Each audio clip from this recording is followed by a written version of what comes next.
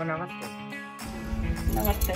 అమ్మ అన్నయ్య సర్పంచ్ పోటీ ఎత్తాను. అన్న చదువుకున్నాడు, అన్న గుర్తు పెన్ను గుర్తు. సరే గానీ మా ఇంట్లో 4 ఓట్లు ఉన్నాయి. మరి ఓటుకో 1000 రూపాయలు చొప్పున ఇస్తే నీకే ఇస్తాం ఓటు. ఏందా పైసలు అంటాను? బైక్ అడవా అంటే బాట లేదు, మన వాడకాడికి ఒక బుగ్గ లేదు, మన ఊళ్ళో గ్రామ పంచాయతీ లేదు, మనకు అన్నకెళ్తే ఇవన్నీ ఎత్తాడు. అవన్నీ మాకేది చెప్తాను? మా ఇంట్లోకి వాళ్ళు ఇస్తారు, పైసలు ఇస్తేనే ఓటు వేస్తాం, లేకుంటే అయ్యాం. నమస్తే. అమ్మ అన్న సర్పంచ్ పోటీ చేస్తుండే ఈసారి. అన్న చదువుకున్నాడు, అన్నని ఈసారి గెలిపిద్దాం.